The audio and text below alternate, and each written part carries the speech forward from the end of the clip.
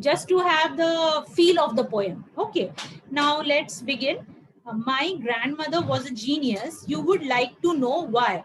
Because she could climb trees, spreading or high. Now see what happened here. Ruskin Bond calls his grandmother as a genius. Why? Because his grandmother had this quality of climbing tree, and she could climb any kind of tree. See, he has written she could climb trees spreading or high. So sometimes a tree is a very bushy tree and spreaded. That tree also his grandmother could climb, and even very high trees also. So he begins the poem by calling his grandmother as a genius. Okay, you underline this word genius. And also see, he's asking us the question, you would like to know why. So he is asking his readers that, do you want to know why I call my grandmother as genius? Why? Because she could climb trees, spreading or high. She would be up their branches in a trice, and mind you, when last she climbed a tree, she was 62. So the information he is giving to the readers or to the students, that his grandmother could climb tree very quickly. Okay, in a trice means very quickly. And he also tells us that, do you know when was the last what was her age when she last climbed the tree? It was 62. Now see, we cannot imagine a 62-year-old lady to climb a tree. So this is something unusual. But his grandmother was so much connected to nature, and he also tells us that his grandmother used to love nature. So she climbed tree very easily, all the trees. Okay, ever since Yes. childhood. Hmm. Ever since childhood, she had this gift for being happier in a tree than in a lift. Okay, so he also tells us that as we read along, we find that this was the grandmother's inbuilt quality. Okay, from the very beginning, since childhood, she had a love for trees. She used to love nature. So she had this gift. This was a childhood gift, and she was always happier. She was in a very good and jolly mood, in a very gay mood whenever she climbed a tree, and she always preferred climbing a tree than to go by a lift or use a lift. Okay, and though as years went by, she would be told that climbing trees should stop when one grew old. Now see, we stay in a society, no? So everywhere there are many kind of people. Some are very some will motivate you, some will demotivate you. So the writer or the poet tells us that people used to advise his grandmother that now she is aging, she should age gracefully. It doesn't look graceful when such a lady like this of this age is climbing a tree. So it should not be done. Okay, these kind of advices Ruskin's grandmother used to get whenever she used to climb tree. Okay, and that growing old should be gone about gracefully. She would laugh and say, well, I'll grow old disgracefully. So see, there are two opposite words in the different in this line. One is there that the people are advising his grandmother that she should age gracefully, and it doesn't look graceful for her to climb a tree. But she was a very different type of a person. She did not take that advice seriously, and she used to laugh. She used to laugh and say, that doesn't matter, I will grow old disgracefully. So gracefully and disgracefully, opposite words. And grandmother is very jolly and a very happy go lucky type of a person, so she doesn't mind, and she doesn't follow those advice given by the people. Okay, are you following, Molly? Yes, ma'am. Yes.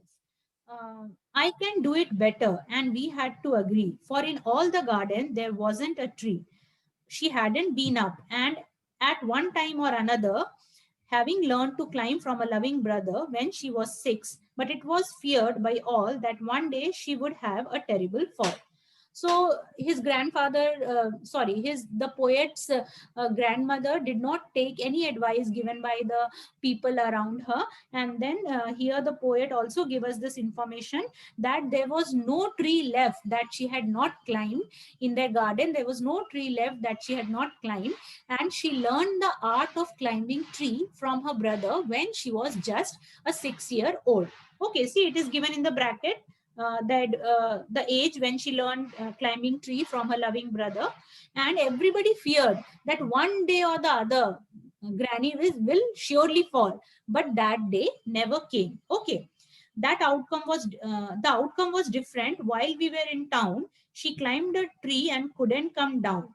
So one day something different and strange happened. Then his family was not in the town, only grandmother was there, and then she climbed a tree. But then what happened? She climbed, but she could not come down. Okay, so that was a different outcome. uh, Underline this line: the outcome was different while we were in town. So the poet says that she climbed the tree easily, but then she couldn't come down. And then we went to the rescue, and then the doctor took Granny's temperature and said, I strongly recommend a quiet week in bed. So then they rescued, somehow they managed his grandmother to and brought them in her room. And then doctor was called, and she was ill. She became ill, she had fever. Granny's temperature and said, I strongly recommend a quiet week in bed. We sighed with relief and tucked her up well. Poor Granny, for her, it was like a brief season in hell. So, underline this line also: a quiet week in bed. So, the doctor told that she's not well and she has to take a rest for about a week.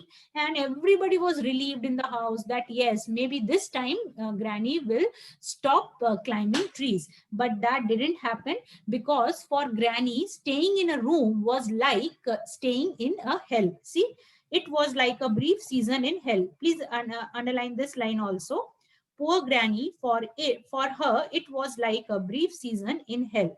Confined to her bedroom while every breeze whispered of summer and dancing leaves, but she held her peace till she felt stronger, then sat up and said, I'll lie here no longer. So what happened? Somehow Granny stayed in the room till she was okay, and the moment she was feeling little better, she just told that I am not going to stay here any longer.